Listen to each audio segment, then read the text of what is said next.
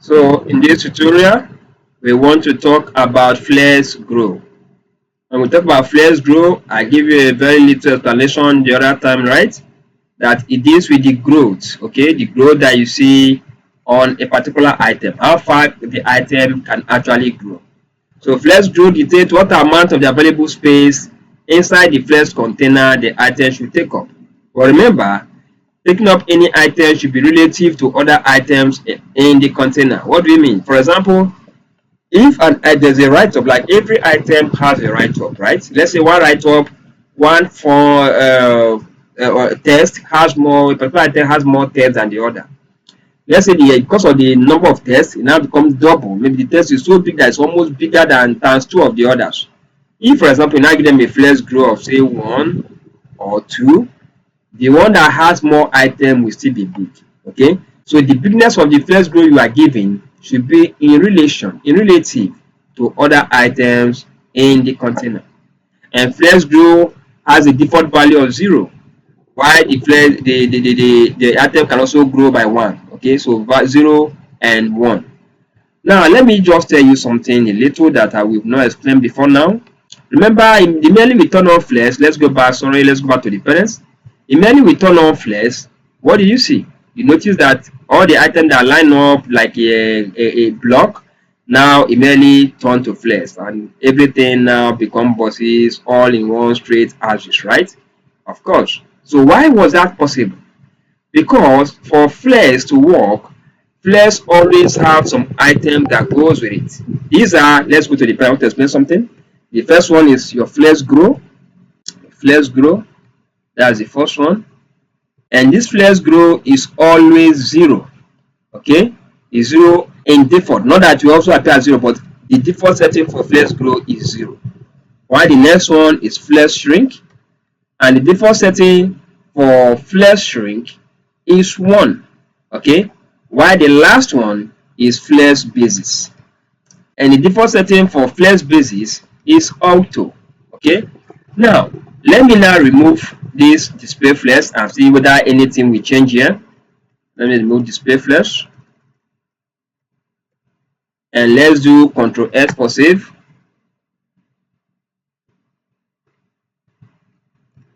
Sorry, maybe there's a little display flex.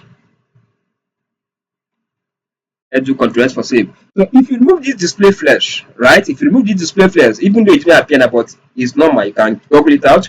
If you remove display flash here, because the flex grow is 0, the flex shrink is 1, and the flex basis is auto, it will remain the same.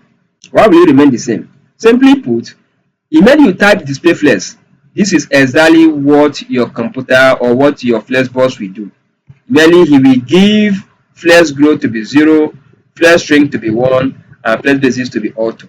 So that is just it. That's the way it is. So that's why if you now want to start reducing the flex grow or the flex shrink or the flex auto, always know that this is the default setting that immediately you display flex. So that way, because of the inbuilt setting, you can now know how to change it. So I just want to pass this as a message to you, by the way. Okay, so let's go back and continue what we are doing, because we are still on the child. Of course, this maybe because I put it on the parent. If you take it to the child and maybe put it on that .flex, it will be like that. Okay, it will work. I'm sure it will work, but that's the rule. So let's now talk about flex grow that I'm talking about. We told you the default setting for flex grow is 0. Okay, so let's now put it 0. Let's say we come over to this place and we make the flex grow to be 0. Flex grow with our default setting, which is 0. Ctrl S for save. Did you see any change? Of course, no change. Remember, flex grow is we always try to occupy the available space. And here, the available space is merely after for, you see, there's available space. These are the available space, okay? The last area have available space. All the space is there, but it didn't occupy all. That's the available space. So that space is what flex grow will try to go and occupy. Not that I'm going to reduce any of this. No, I only going to occupy the available space. Okay. Now let's now put this flex grow.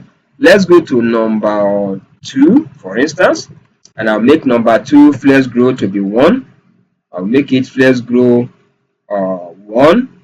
Okay, 1. Then I come over to number 3 and do the same thing. Flex grow to be 1 pieces as well. flex grow, and also make it 1. Okay, so number 2, number 3 is 1. Let's now save and see what will happen. Did you see it? So immediately number 2 and number 3 takes up the available space. Look at, just take a look at item 1 compared to item 3. It's far bigger. Compare item 6 to item 3. It's far bigger. Then come back to item 2. Compare item 9 to item 2. It's far bigger. But compare item 4 to item 2. It's far bigger. Even item 5 too is far bigger. Item 2 is far bigger than item 5. So 2 of them, item 3 and item 2, are taking over the available space. Now that I've taken over the available space, what if I now want to make item 2 instead of to be 2? Let's say I want to make item 2 to be 3 or 4. Okay, let's make it 3 and do Ctrl S for save. Let's see what will happen. The moment you do that, what do you see? See item 2. It now becomes far more bigger than item 3. In fact, let me give an item 3 an order of 2 so that it will be in the same place, so I can actually do this comparison very, very well. Okay, let's make it order of 2. Okay, let's proceed. Yes, so look at them. Look at item 2, look at item 3. You see that item 2 is far bigger than item 3. I think they are close to each other now. So this is exactly how they took over the available space. So Flexgrow is so intelligent and calculative that he knows that the other one, the one that is bigger, will take a bigger space. So long as in relative to other items. Let's for example that this item 1 has a lot of write-up, a lot of text, a lot of stains on it or images on it. In as much as you want to give item 2 this 3 space, you also want to respect the number of items that is already on item 1. So if item 1 has, you can actually type some things and see what I'm talking about. If item 1 has so many write-up on it, item 1 might still be bigger or very close to item 2 because of what he has. But since all of them are on the same page, no one has any item, any write-up that's bigger than each other. That is why item 2 was able to get all this lot of space. Okay. Now, what if I want the whole of the items to share the space?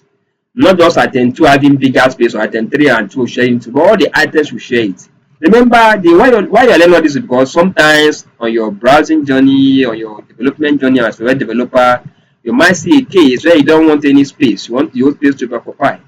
And you now want to, okay, which one should I use to occupy this space? Which one is bigger? Which one can go? So from that calculation, you know that for you to achieve that goal, you use Flexgrow. Now, let's share the space evenly or equally to all of them. In that case, you have to remove all of this. Okay, just comment it off if you want to, or you remove it off any way you want to do it. Okay, just remove it. Ctrl S for save to make sure that it has moved. Look at everything is now equal.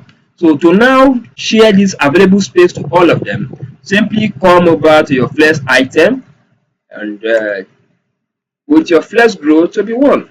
Okay, so you put up Flexgrow and you write 1 and Ctrl S for save. This will happen. There is no more space again. Every space was shared. This is not a space, so this is a color. It's a white color. Okay, so every space was shared by all.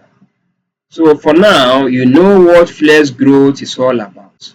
That Flexgrow help you to understand how an item takes over a space, available space, in relative to other items in the container. Okay, so it dictates what amount of available space inside the first container the item should take up, and it should be relative to other item in that container.